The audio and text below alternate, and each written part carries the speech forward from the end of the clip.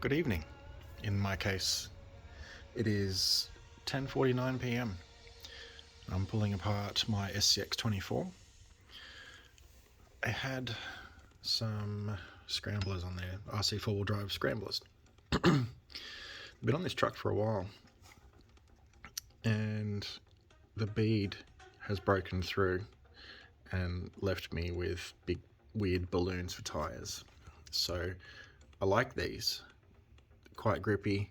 They're really soft and compliant, but they're just perishing. I think they're probably, I don't know, maybe 2.5 years old. They don't necessarily see sunlight, but anyway, that's not the point of this video. Tonight, we've got some Injora rock terrain. They look like swampers, but they're going back on my SCX24. I've got RC four-wheel drive steelies and I've flipped them.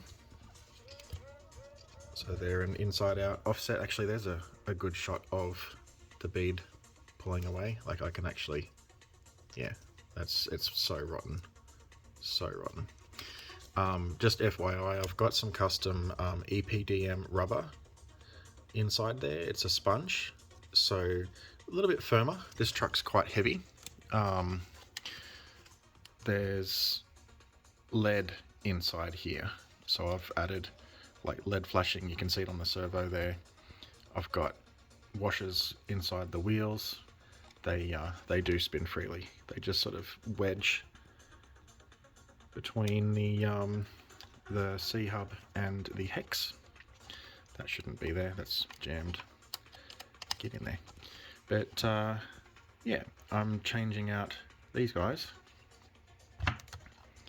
for these guys. So as you can see, I've just got a 1/24 scale Chevy body on there at the moment. I think it's pretty cool. I used the deadbolt cage. I've trimmed it up to make it look, you know, rock bouncer-ish, rock crawler-ish, whatever. It still runs on the hinge. Might take it off in a minute and show you. But yeah, I just thought I'd put a quick video together and show these guys off. I'll have to do a running video of the rest of the rigs. There's a bunch of different trucks in various states of repair. Was asked about my Capra build the other day, so I'll have to get stuck into that and make up some custom bits. But for today, I'll pause it for the minute and I'll get these guys progressing. Just wanted to show you, these actually go together fairly easily. The inner ring's a bit tricky to actually get in the tire because it's so sticky, but once the once this bit goes in, like that just drops in, and then if I just sit there, you can see that it sits quite neatly on the lip in the tire. Obviously, don't forget to line up your bolt holes. I like to use the one at the bottom of the triangle. I think most people do. Work out where that is on this side, which in this case it's at the top. Make sure your bolt holes line up. And in the case of the bead, I just give it a bit of a tug, just ever so slight, just to make sure that it like drops in. You can see it there, it's dropping in, but not so much that it's like tearing the bead of the tire out. But it should just squish together because that's how it lives when it's, you know, mounted. But in my case, this is obviously meant to go behind there. I actually had to ever so slightly shave the paint off so that it would actually fit that way, and then that's how I put them together. Once you've got one started, I just like to make sure that it's actually sitting right on the bead. So as you can see, all the way around, it's pretty even all the way around. And then you can start feeding the other ones in, and just do the same thing as a full size, where you go like, you know, you star pattern over here, then over here, over there, you know, and so on and so on. Depending on my mood, I'll do like 1, 2, 3, and then 1, 2, 3, but I'm just going to go around, you know, a little bit at a time so it pulls it together nicely.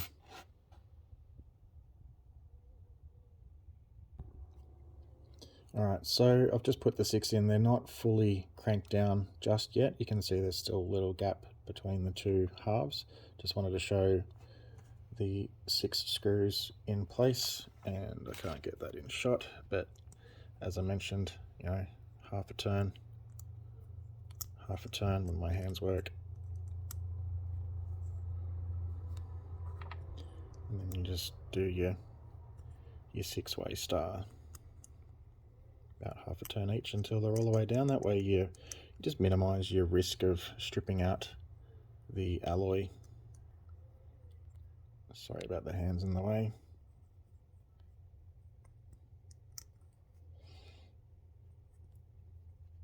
Not difficult, just be gentle. Work your way around.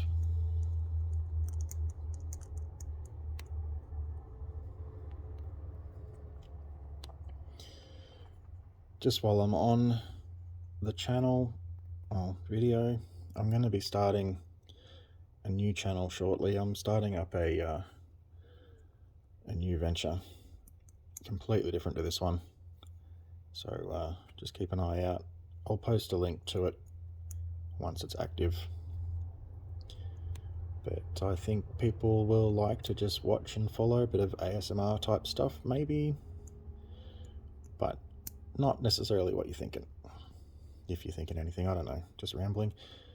This is nearly done. I'm going to pause it and chuck it back on the truck. Before I throw it back on, I just thought I would show this. So it's just a steel washer. So it just happens to fit really neatly, just really neatly under the hex. It just sort of sits in the center. The width of the tire rests on it, and it just pushes against the plastic, and it just spins, you know, against the hub there. So if you line it up, obviously there's a bit of play, but with the hex having its own little sort of locating tag, it sort of runs on it. But anyway, it just sort of clamps between the tire and the hub there, and it just creates a little bit of extra wheel weight without being like, you know, inside the wheel. It's a nice easy way to get weight inside, and it looks, you know, when you're inside the wheel there, it looks like a disc brake. So kind of cheating, but it works well.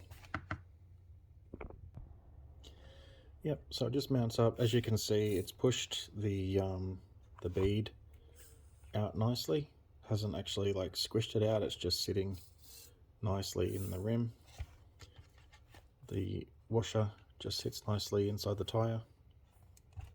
Doesn't cause any jamming or anything. Just sits real nice. Good flex. Stock shocks, by the way. Slightly different locating position to normal, but I'll run through the chassis on this in a moment. I'll get this back wheel on, and I'll show you that. While it's apart, this one was actually the worst tire out of all of them. So as you can see, it's actually separated the bead completely from the rubber, the sidewall of the tire. I don't know if it's like cut or if it's perished. It looks more like it's perished. But yeah, that was the worst one. Both sides. Really bad. Probably should learn what the lens is on the camera, hey? Now, the other thing, this stuff here is as I said, EPDM rubber sponge. This is actually hot water pipe lagging. I used to sell it at my old workplace. Comes in meter lengths, and it's designed to go around hot water pipes. Don't recall the exact size of this one, but I've cut my own rings off a long tube.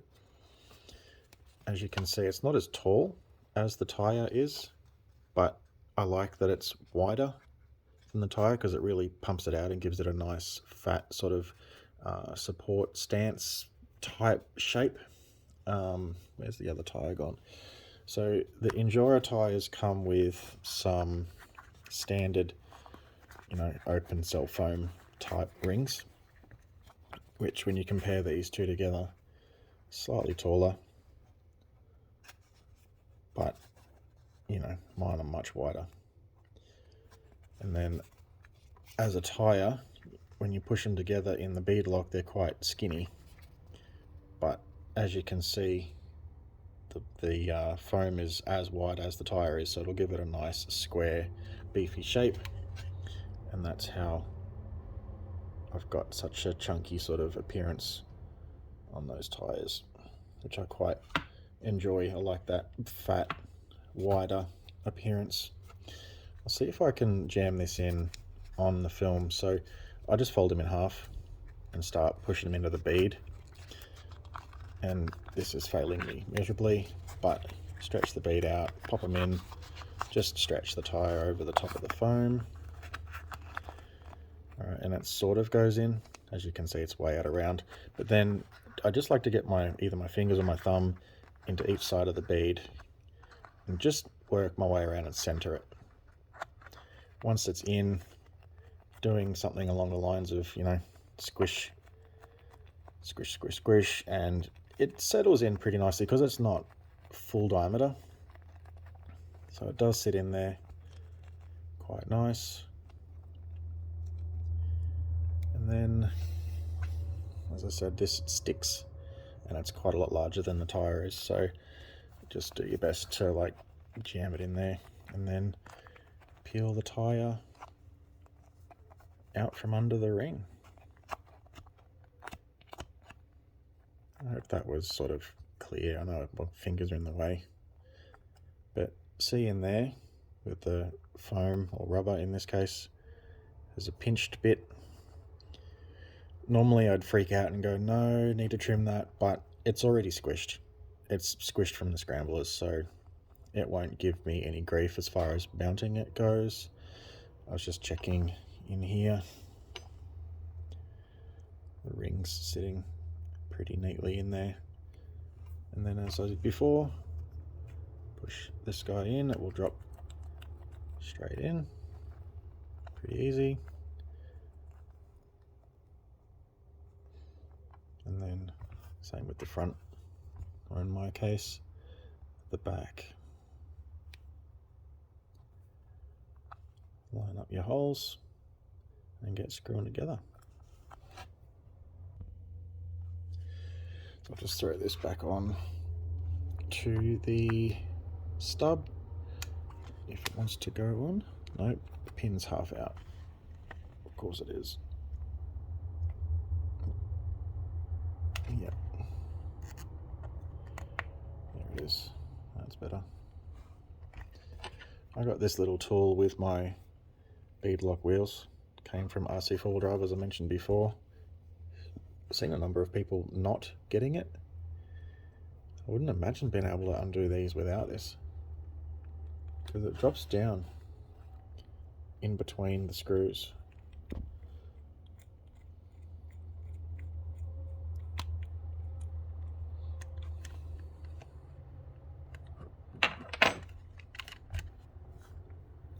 Sick, happy with that. That looks pretty chunky. I like the more realistic treads. I mean, I know the scramblers are like supposed to be like a Trepador. I don't know, they just look a bit not realistic in my opinion. I suppose they sort of look like a Trep, but I definitely chose them at the time because they were the best available at the time and the largest. You know, compared to your stock axial trail grappler, which are quite a hard compound. You can see I've cut them. They did better. They've got the same rubber foams in them as well.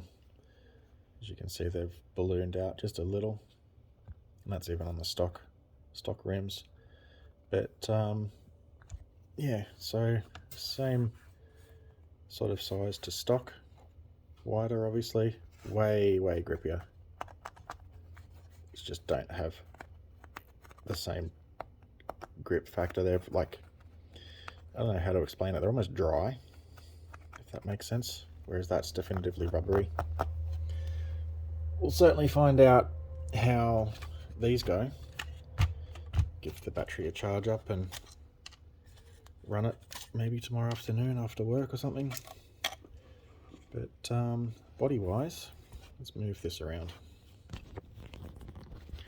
So this is just a plastic model kit that I've adjusted to suit the 24, and then I've screwed in the deadbolt interior pan to resemble a rock racer type thing.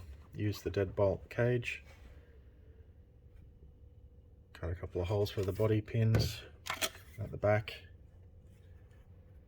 The screws are through the boot lid. It hinges up nicely out of the way. And then over here I've rearranged some stuff. So I've run the large diameter motor out of like a barrage. As you can see, it just touches the frame, not enough to worry it. I did have to re-drill the motor mount. I've dropped the ESC between the rails and it fits really snug. I've just zip tied it in place so it doesn't move away. I've loaded the servo with extra weight. I know it's a little bit high, but because of how heavy the body is, I don't know if you can see it, in there is actually lead weight on the floor pan. There's not much in there, but there is, you know, it's a rectangle. It fills about that amount of space on both sides, so that body's got quite a bit of weight to it. The rear shocks are all actually wheelbase. Wheelbase is longer. I heated up and bent the rear lower arms, and I think I've got the original rears in the front as well and full linked it, as you can see.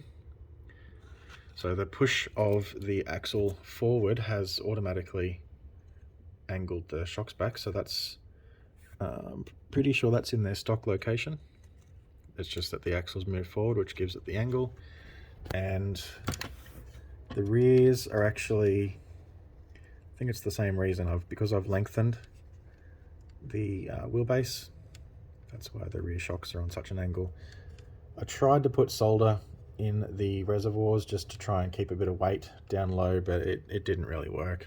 There's not enough there. Even if it's like 0.1 of a gram or something, it's not really worth it. The magnets on top of the motor, two purposes. There's extra weight in those magnets, and there's also extra magnetic field, which I've been told helps torque, and I will agree with that. I feel like that motor, it's upside down. That was just a cheap eBay motor. Let's see if I can get some light on it. Doesn't want to play the game, does it? I don't have a torch. There we go. I think that says PK050.